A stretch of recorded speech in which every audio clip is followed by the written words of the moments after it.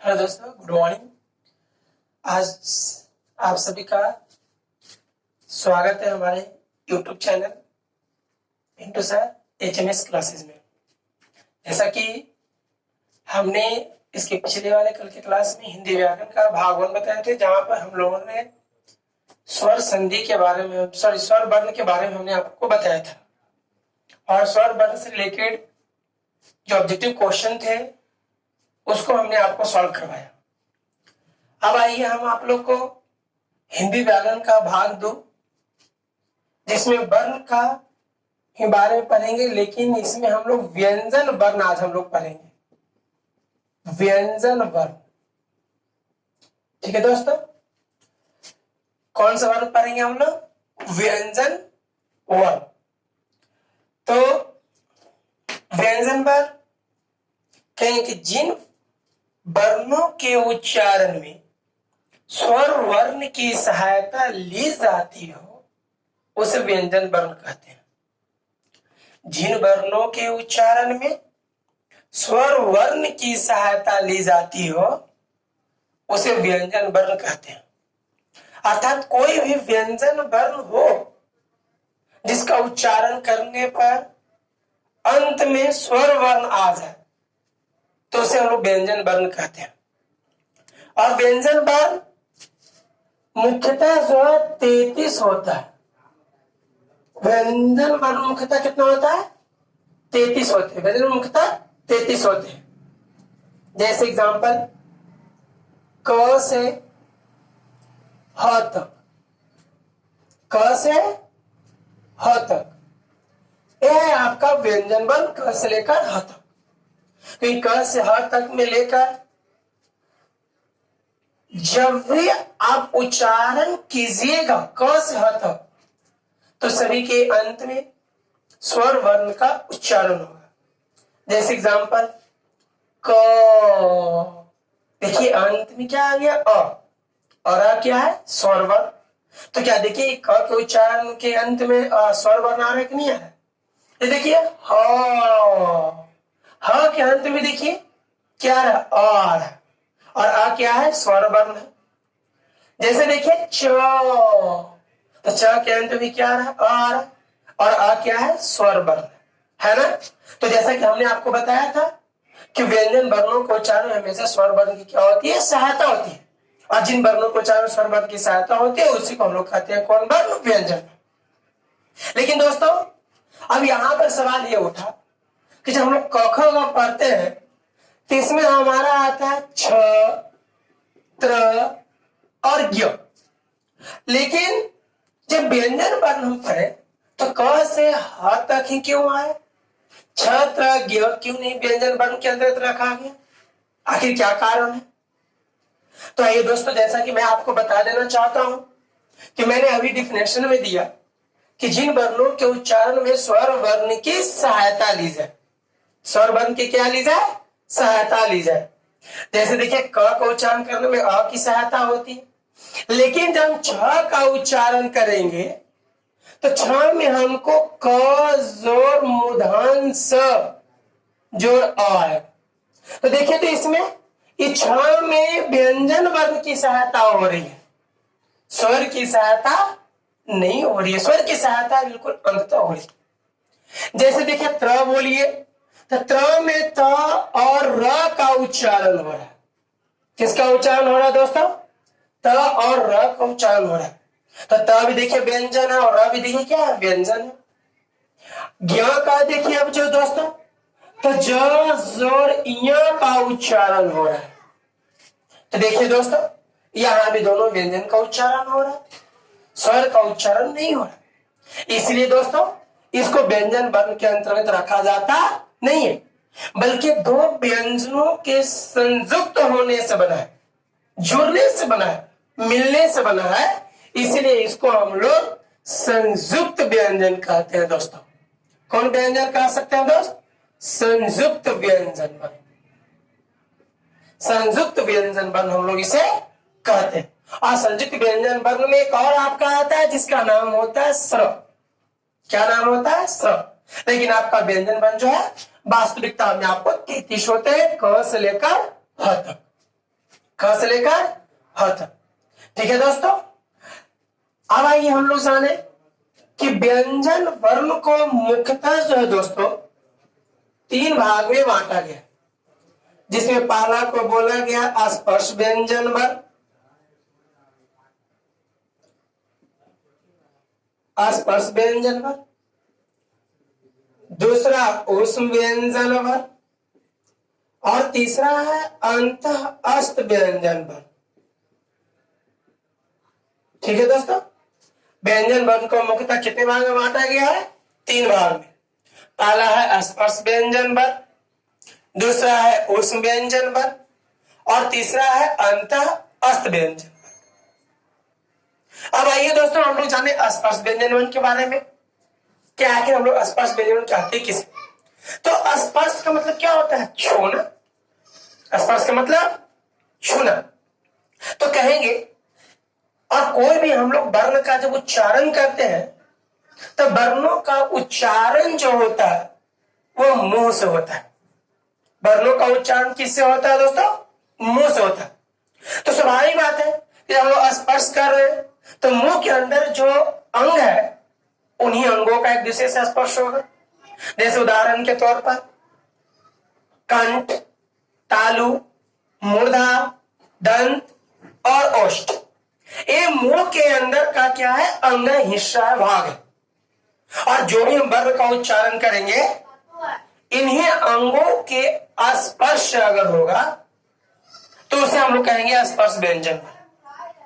तो हम लोग कह सकते हैं दोस्तों कि जिन व्यंजन वर्णों का उच्चारण कंठ, तालु, मूर्धा, दंत और ओष्ठ के स्पर्श, जिन व्यंजन वर्णों का उच्चारण कंठ, तालु, मूर्धा, दंत और ओष्ठ के स्पर्श से हो उसे स्पर्श व्यंजन वर्ण कहते हैं। और दोस्तों स्पर्श व्यंजन वर्ण जो है 25 होता है। स्पर्श व्यंजन दोस्तों कितने होते हैं? 25। जैसे क से म तक, क से म तक। अब दोस्तों जैसा कि हमने आपको बताया कि स्पर्श व्यंजन वर्ण उसे कहते हैं जो कंठ, तालु, मूर्धा, दंत और ओष्ठ के स्पर्श से होता। ठीक है, तो कैसा माने कि स्पर्श होता? तो उदाहरण के तौर पर दोस्तों आप एक मल ले लीजिए, अपने दोनों ओठ को जो ऊपर नीचे पकड़ लीजिए, सटने मत दीजिएगा और म बोलिएगा, तो आपको कभी भी जो है बिना ओठ सटे हुए म का स्पष्ट उच्चारण नहीं होगा। उदाहरण के तौर पर दोस्तों देखिए, यानी म नहीं अ बोला था। आज हम छोड़ देते हैं दोस्तों, देखिए दोनों सटा म, तब दोनों ओठ सटा तब जाके म का क्या हुआ? उच्चारण हुआ। अर्थात इसे यह स्पष्ट हो गया दोस्तों कि जब तक दोनों ओठ का स्पर्श नहीं होगा तब तक म का उच्चारण नहीं होगा, इसलिए इसको कहा गया है स्पर्श व्यंजन वर्ण। ठीक है दोस्तों, जैसे आप लोग प बोलिए, प, तो प भी बोलिए, देखिए दोनों ओठ क्या हो रहा? स्पर्श हो रहा। जब तक दोनों ओठ आपस में नहीं सटेंगे तब तक प का उच्चारण होना क्या है? असंभव है। ठीक है दोस्तों, इसलिए इसको स्पर्श व्यंजन वर्ण कहा गया। और स्पर्श व्यंजन क से लेकर म तक, अर्थात क से म तक में 5 वर्ग आता है। क वर्ग, च वर्ग, त वर्ग, त वर्ग और दोस्तों प वर्ग।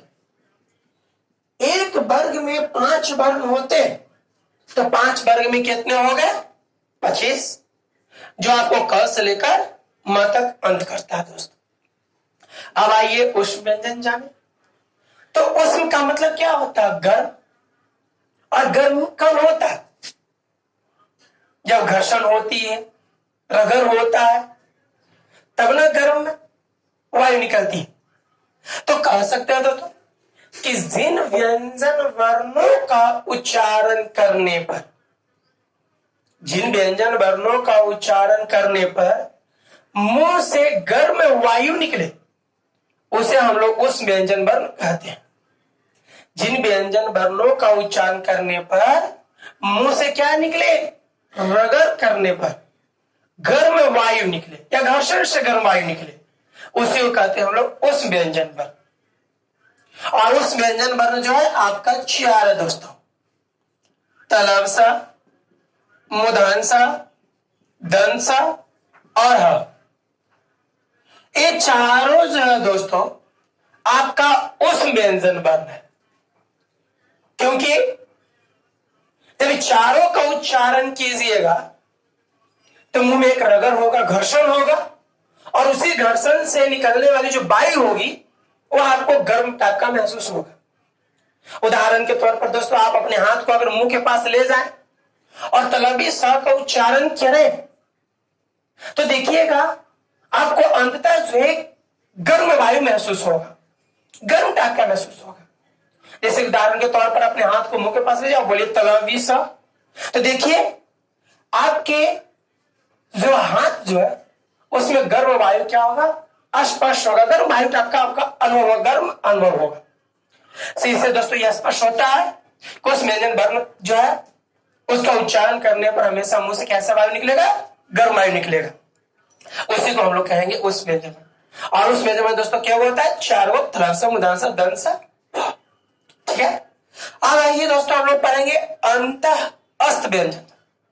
तो अंतः का मतलब होता है अंदर, अंतः का मतलब अंदर, यानी कहेंगे कि जिन व्यंजन वर्णों का उच्चारण करने पर मुंह की हवा अंदर ही रह जाए, जिन व्यंजन वर्णों का उच्चारण करने पर मुंह की हवा कहां रह जाए, अंदर ही रह जाए, उसे अंतः अस्त व्यंजन वर्ण कहते हैं। क्योंकि अंतः का मतलब क्या होता है, अंदर, अंतः का मतलब अंदर, यानी जिन व्यंजन वर्णों का उच्चारण करेंगे तो मुंह की हवा बाहर न निकले बल्कि अंदर ही रह जाए, उसे कहेंगे अंतःस्थ व्यंजन वर्ण। और अंतःस्थ व्यंजन वर्ण जो है दोस्तों 4 होता है, जैसे य, र, ल, व।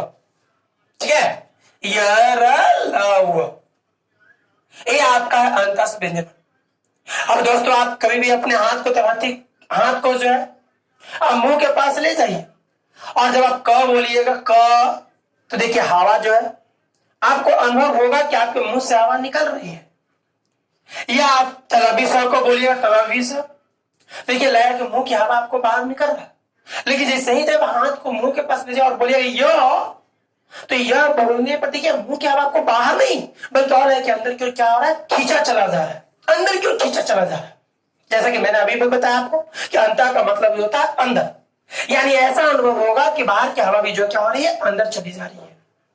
ठीक है, तब उसको हम लोग बोलेंगे दोस्तों अंतःस्थ व्यंजन पर। ठीक है दोस्तों, अब देखिए कहा जाता है कि श्वास या वायु प्रेच, श्वास या वायु प्रेच के अनुसार व्यंजन वर्ण को मुख्यतः 2 भाग में बांटा गया है, श्वास या वायु प्रेच। वायु का मतलब दोस्तों हवा, प्रेच का मतलब होता है निकलना। ठीक है, यानी मुंह से जो हवा निकलती है उस हवा को निकलने के अनुसार यानी सांस के अनुसार हमारा व्यंजन वर्ण को जो 2 भाग में बांटा गया, जिसमें एक का नाम है अल्प प्राण। क्या है दोस्तों, अल्प प्राण, और एक का नाम है महाप्राण। ठीक है दोस्तों, पहला है अल्प प्राण और दूसरा है दोस्तों महाप्राण। तो देखिए हम लोग जैसा कि जानते हैं दोस्तों कि अल्प का मतलब होता है कम, अल्प का मतलब कम, और प्राण का मतलब दोस्तों हवा, वायु। जैसे हम लोग जानते हैं, देखिए भोजन के बिना आदमी जो है काफी देर तक रह सकता है, 1 दिन 2 दिन। देखते हैं लोग नवरात्रि करता है तो जल और भोजन के बिना लोग 4 दिन 55 दिन 9 दिन रह जाते हैं। लेकिन अगर थोड़ी देर के लिए अगर हम नाक और मुंह को बंद कर दे, श्वास लेना बंद कर दे, हवा लेना अगर बंद कर दे तो देखिए एकदम घुटन सा महसूस होने लगता है दोस्तों। लगता है कि अब प्राण क्या हो जाएगा, निकल जाएगा। अर्थात इससे स्पष्ट होता है कि प्राण क्या है, हवा। क्योंकि हवा के बिना दोस्त कोई रह नहीं सकता। जैसे अल्प का मतलब कम और प्राण का मतलब हवा। तो हम लोग कह सकते हैं कि जिन व्यंजन वर्णों का उच्चारण करने पर मुंह से कम हवा निकले, मुंह से कैसा हवा निकले, कम हवा निकले, ठीक है, तो उसे वो कहेंगे हम लोग कौन, अल्प प्राण व्यंजन। और अल्प प्राण जो व्यंजन वर्ण जो होते हैं वो आपको प्रत्येक वर्ग का पहला, तीसरा और पांचवा वर्ण होता है दोस्तों। तथा साथ ही साथ य, र, ल, औ प्रत्येक वर्ग का, जैसा कि हमने अभी आपको बताया कि कवर्ग, चवर्ग, टवर्ग, तवर्ग, पवर्ग, ये 5 वर्ग बताया कि पांचों में से हर वर्ग का पहला, तीसरा और पांचवा वर्ग। जैसे कवर्ग, तो कवर्ग का पहला हो गया क, तीसरा हो गया ग और पांचवा हो गया अंग। चवर्ग का पहला हो गया च, तीसरा हो गया ज और पांचवा हो गया। तो ये जो प्रत्येक वर्ग का जो पहला, तीसरा और जो पांचवा वर्ण है, ये आपको अल्प प्राण के अंतर्गत आएंगे, क्योंकि इसका उच्चारण करने पर मुंह से हमेशा कम वायु निकलेगा।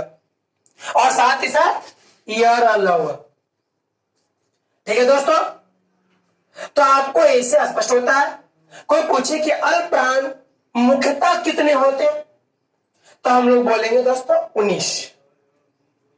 जैसा कि आप लोग खुद देख सकते हैं कि हमने बोला कि प्रत्येक वर्ग का पहला, तीसरा, पांचवा वर्ग, यानी एक वर्ग में 3 बार, तो 5 वर्ग में कितने, 15 वर्ग और 4 को 11 तो 15 कितने हो गए, 19। ठीक है दोस्तों। अब देखिए महा का मतलब होता है अधिक, महा का मतलब अधिक, और प्राण का मतलब जैसा कि हमने अभी दोस्तों आपको बताया हवा। महा का मतलब अधिक और प्राण का मतलब हमने क्या बताया, हवा। महा का मतलब अधिक और प्राण का मतलब हवा। क्योंकि मैंने पहले ही बोला कि हवा के बिना लोग जीवित नहीं रह सकते। तो हम लोग कह सकते हैं कि जिन व्यंजन वर्णों का उच्चारण करने पर मुंह से अधिक वायु निकले, जिन व्यंजन वर्णों का उच्चारण करने पर मुंह से अधिक वायु निकले, उसे कौन प्राण कहेंगे, महाप्राण कहेंगे। और महाप्राण मुख्यतः प्रत्येक वर्ग का, जैसे मैंने पहले बोला कवर्ग, चवर्ग, टवर्ग, तवर्ग और पवर्ग, ये पांचों जो वर्ग है, इसमें प्रत्येक वर्ग का, हर एक वर्ग का, कवर्ग का, चवर्ग का, टवर्ग का, तवर्ग का, पवर्ग का, प्रत्येक वर्ग का जो है दूसरा और चौथा वर्ग होगा, वर्ण होगा, दूसरा और चौथा वर्ण होगा। जैसे मान लीजिए कवर्ग, तो कवर्ग में आपका दूसरा हो गया दोस्तों ख और चौथा हो गया घ। ठीक है दोस्तों। उसमें चवर्ग में ले लीजिए तो हो जाएगा छ, दूसरा और चौथा हो जाएगा झ। ठीक है दोस्तों। तो दूसरा और चौथा साथ ही साथ आपका होगा तलाक सा, मूर्धन सा, दंत सा और ह। ठीक है दोस्तों। तो आप इसे स्पष्ट कर सकते हैं। कोई पूछ दे कि महाप्राण कितने होते हैं जी मुख्यतः, तो हम लोग बोल सकते थे कि हमने पहले बताया कि प्रत्येक वर्ग का दूसरा और चौथा वर्ग, तो एक वर्ग में 2 को तो 5 वर्ग, तो 5 में 10 कितना हो गया, 14। यानी कि हम लोग कह सकते हैं कि महाप्राण कितने होते हैं, 14। ठीक दोस्तों। अब अगर आपको ऐसे स्पष्ट नहीं हो रहा दोस्तों कि कैसे में इसमें वास्तविक में अल्प प्राण में कम हवा निकल रहा है या महाप्राण में अधिक हवा निकल रहा है, तो इसके लिए भी जानने के लिए हम आपको एक तरीका बता रहे हैं दोस्तों कि आप कभी भी आप अपने घर पर भी या एग्जामिनेशन हॉल में या कहीं भी बैठकर अगर कोई भी आपको कवर्ग, चवर्ग, टवर्ग में से कोई भी अगर आपको वर्ण दे और कोई दे कि कौन सा प्राण है, तो आप आराम से बता सकते हैं दोस्तों। बस उसके लिए आपको करना क्या होगा कि हाथ को मुंह के पास ले जाइए और कोई भी वर्ण बोलिएगा तो आप देखिएगा कि उसमें आपको हाथ पर अनुभव होगा कि किसमें कम हवा निकल रहा है और किसमें ज्यादा निकल रहा है। जैसे दोस्तों हमने आपको बताया अल्प प्राणी के प्रत्येक वर्ग का पहला वर्ग, तो जैसे कवर्ग में ले लीजिए तो कवर्ग में पहला वर्ण क्या आता है? क। हाथ को मुंह के पास ले जाइए, बोलिए क। तो देखिए आपको कम हवा निकलेगा। लेकिन जैसे ही हमने बताया महाप्राण में दूसरा वर्ण, तो क का दूसरा वर्ण क्या होता है? ख। अब ख को बोलिए ख, तो देखिए आपको ज्यादा हवा अनुभव होगा, आपके मुंह से ज्यादा वायु निकलेगी। तो जब मुंह से ज्यादा वायु निकल गया तो देखिए अधिक वायु निकला कि नहीं निकल गया? अधिक वायु निकल गया तो महाप्राण हो गया, और कम वायु निकला तो अल्पप्राण हो गया। क्या आप लोग ऐसे भी आप घर पर बैठे क्या कर सकते हैं? अनुभव कर सकते हैं दोस्तों। कई भी एग्जामिनेशन में भी बैठे हुए, कोई भी आपको एग्जाम्पल दे दे और पूछ दे कौन सा प्राण है, तो आराम से आप क्या कर सकते हैं? हाथ को मुंह के पास ले जाइए और उच्चारण करके आप लोग हवा के अनुभव से क्या कर सकते हैं? पकड़ सकते हैं दोस्तों। ठीक है, जैसे एग्जाम्पल तौर पर और मैं दे रहा हूं, जैसे आइए च और छ में आइए दोस्तों। तो च और छ में देखिए चवर का च जो है पहला वर्ण है और छ जो है दूसरा वर्ण। अब आपसे पूछ दे बताइए जी च अल्पप्राण है कि महाप्राण है? तो दोस्तों जैसा कि मैंने पहले ही बताया कि आप लोग जो हाथ को मुंह के पास ले जाइए और च बोलिए च, तो देखिएगा आपको हवा जो है कम अनुभव होगा। आप बोलिएगा छ, तो छ देखिए ज्यादा अनुभव होगा दोस्तों। हाथ को मुंह के पास रखिए और मुंह से उच्चारण कीजिए, आपके मुंह से निकलने वाली जो हवा होगी, वायु होगा, उसे आप स्पष्ट कर सकते हैं दोस्तों। तो छ में देखिए कम हवा निकला और छ में अधिक हवा निकला दोस्तों। तो छ में अधिक हवा निकला, अधिक निकले तो महाप्राण और कम निकले तो दोस्तों अल्पप्राण। क्लियर दोस्तों? इतना तक तो आप लोग बता सकते हैं। आप लोग को जहां तक हम अपने अनुभव के अनुसार बता रहे हैं कि आप लोग को अभी अल्पप्राण और महाप्राण में पहचानने में कोई दिक्कत नहीं होगी। अब देखिए दोस्तों, नाद के अनुसार, नाद, ये जो नाद है कोई गाय भैंस खाए वाला नाद नहीं। इस नाद का मतलब होता है ध्वनि, सुर, लय।